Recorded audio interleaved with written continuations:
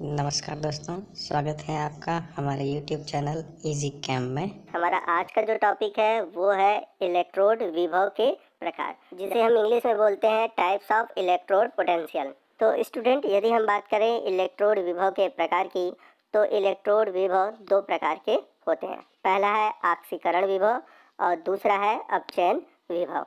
तो सबसे पहले हम बात करेंगे आक्सीकरण विभव की। तो आक्सीकरण विभव को हम इंग्लिश में बोलते हैं ऑक्सीडेशन पोटेंशियल। तो आइए जानते हैं कि आक्सीकरण विभव होता क्या है। तो आइए सबसे पहले हम इसको इमेज के थ्रू समझते हैं। तो जैसा ये हमारा एक पात्र है और इसमें एक विलयन भरा हुआ है। तो यह विलयन कैसा है? तो यहाँ पर हम विलयन के रूप में ले रहे हैं जिंक सल्फेट का जलीय विलयन। तो यहाँ पर जिंक सल्फेट का जलीय विलयन भरा हुआ है और इसमें एक इलेक्ट्रोड है जो कि है जिंक इलेक्ट्रोड, यानी कि जिंक धातु का बना हुआ इलेक्ट्रोड है। यानी कि धातु का इलेक्ट्रोड जिसका होता है उसी धातु का लवण का विलयन उस पात्र में हम लेते हैं। जब जिंक इलेक्ट्रॉन का त्याग करता है तो जिंक के धन आवेशित परमाणु बन जाते हैं और इलेक्ट्रॉन त्याग होता है। तो जितने भी इलेक्ट्रॉन होते हैं वो इलेक्ट्रोड पर रहते हैं, लेकिन जो जिंक का धन आवेशित परमाणु है वो विलयन में चला जाता है। क्योंकि इस अभिक्रिया में आप देख रहे हैं कि जिंक इलेक्ट्रॉन का त्याग कर रहा है, तो इस अभिक्रिया को हम बोलेंगे आक्सीकरण अभिक्रिया। जैसा कि हम सभी जानते हैं, इलेक्ट्रॉन त्याग करने की प्रक्रिया को हम बोलते हैं आक्सीकरण। अब मान लेते हैं कि यहाँ पर जिंक की छड़ न लगाकर हम यहाँ पर कॉपर की छड़ लगाते हैं, तो क्या होगा? तो कॉपर भी धातु है तो भी ये इलेक्ट्रॉन का त्याग करेगा, यहाँ भी आक्सीकरण प्रक्रिया होगी। तो क्या ये दोनों आक्सीकरण अभिक्रियाएं जो होती हैं वो समान है? यानी कि क्या दोनों की आक्सीकरण क्षमता समान है? नहीं, जो कॉपर है कॉपर की आक्सीकरण क्षमता कम है, जबकि जिंक की आक्सीकरण क्षमता अधिक है। तो इसलिए यहाँ पर हम बात करेंगे आक्सीकरण विभव की। तो आइए हम देखते हैं कि कैसे हम आक्सीकरण विभव को परिभाषित करते हैं। तो किसी इलेक्ट्रोड के आक्सीकरण करने की प्रवृत्ति को हम आक्सीकरण विभव द्वारा प्रदर्शित करते हैं। यानी कि यहाँ पर जो जिंक इलेक्ट्रोड है, तो ये जिंक इलेक्ट्रोड कितना आक्सीकरण करता है, यानी कि इसके आक्सीकरण की प्रवृत्ति कितनी अधिक है, इसकी कितनी आक्सीकरण करने की मात्रा है, उसी को हम बोलेंगे आक्सीकरण विभव।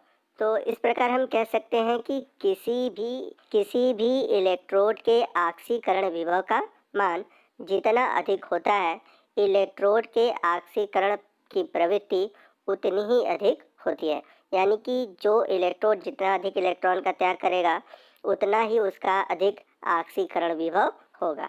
आई होप आपको समझ में आ गया होगा कि आक्सीकरण विभव क्या होता है। एक बार और मैं आक्सीकरण विभव को आपको सरल शब्दों में बता देता हूँ।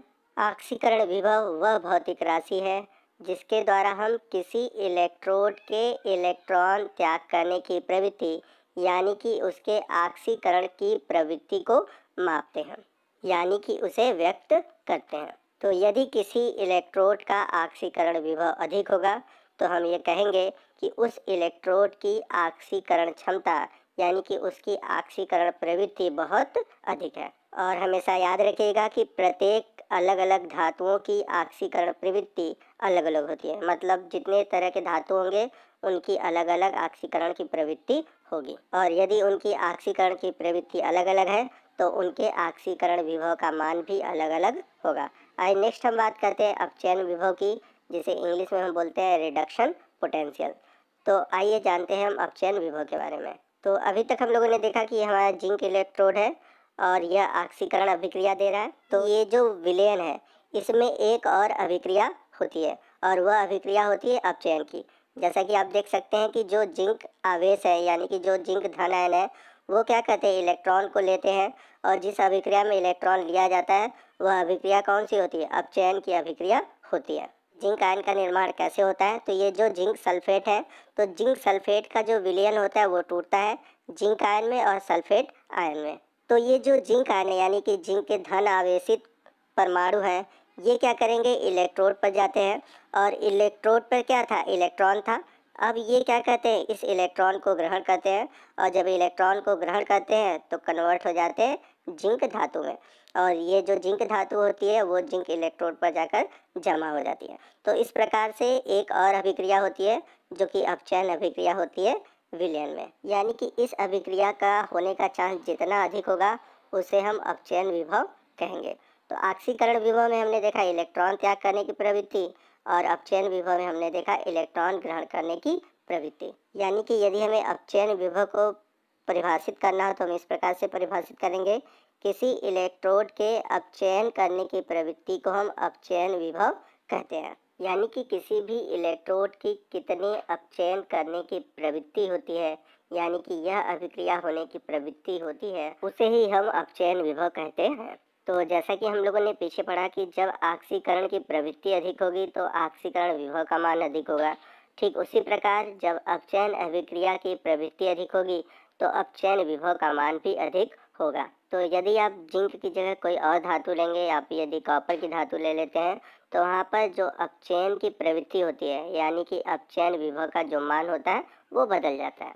तो अपचयन की जो मात्रा होगी उसे हम बोलेंगे अपचयन विभव।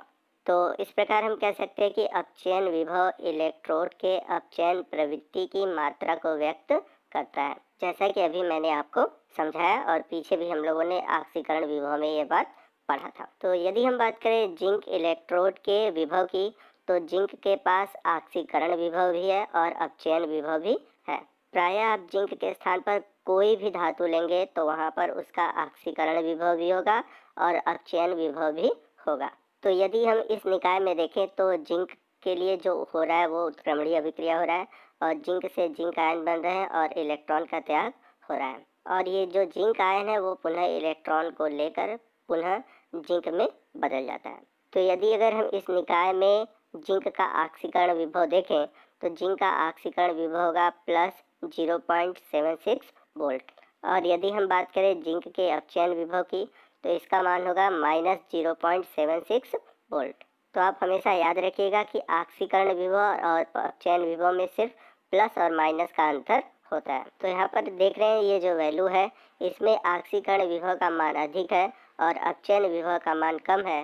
तो इस आधार पर आप कह सकते हैं कि जिंक में ऑक्सीकरण की प्रवृत्ति अधिक होगी और अपचयन की प्रवृत्ति कम होगी। यानी कि इस अभिक्रिया में इसके होने की प्रवृत्ति अधिक है और नीचे वाले रिएक्शन होने की प्रवृत्ति कम है। तो यदि जो ऑक्सीकरण वाली प्रक्रिया है, यानी कि जो ऑक्सीकरण विभव का मान अधिक होगा, तो इस विलयन में आप देखेंगे कि धन आयन की जो प्रवृत्ति होती है, यानी कि इसमें जो धन आयन होंगे वो अधिक होंगे, लेकिन इसमें कुछ ऋण आयन भी होंगे, लेकिन इसमें धन आयन जो बनेगा वो अधिक होगा। तो यहाँ पर एक चीज़ और भी हम जानते हैं कि जब ऑक्सीकरण विभव का मान अधिक होगा, यानी कि ऑक्सीकरण की प्रवृत्ति अधिक होगी, तो यहाँ पर इलेक्ट्रॉन का त्याग बहुत अधिक होगा, जिसके कारण ये जो हमारा इलेक्ट्रोड है यहाँ पर ऋण आवेश जो होगा वो बहुत अधिक होगा। और चूँकि अपचयन विभव का मान कम है तो इसलिए यहाँ पर धन आवेश बहुत कम होगा। अब यहाँ पर धन आवेश कैसे आता है, क्योंकि जो ये जिंक के धन आवेशित परमाणु होते हैं वो इलेक्ट्रोड पर जाते हैं इलेक्ट्रॉन लेने।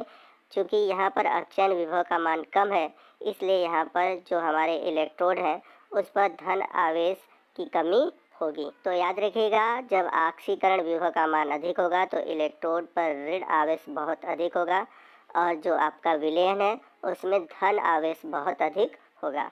और यदि हम बात करें जिंक के अलावा कॉपर की, तो जब यहाँ पर इलेक्ट्रोड हमारा कॉपर होगा तो वहाँ पर ऑक्सीकरण विभव का मान कम होगा और अपचयन विभव का मान क्या होगा, अधिक होगा, जिसके कारण जो इलेक्ट्रोड है उस पर धन आवेश हो जाएंगे और विलयन में आपके ऋण आवेश उत्पन्न हो जाते हैं। तो इस प्रकार हम लोगों ने पीछे देखा कि किसी भी इलेक्ट्रोड का ऑक्सीकरण विभव और अपचयन विभव दोनों होता है, और इस प्रकार हम किसी भी इलेक्ट्रोड के इलेक्ट्रोड विभव को ऑक्सीकरण विभव अथवा अपचयन विभव दोनों में से किसी के द्वारा व्यक्त कर सकते हैं। यानी कि हम किसी भी धातु के इलेक्ट्रोड विभव को चाहे हम ऑक्सीकरण विभव से प्रदर्शित करें या फिर अपचयन विभव से प्रदर्शित करें, परंतु आईपीएससी के अनुसार इलेक्ट्रोड विभव को हम अपचयन विभव द्वारा व्यक्त करते हैं। तो यहाँ पर अपचयन विभव यूज़ करने का रीज़न ये था कि बहुत से लोगों ने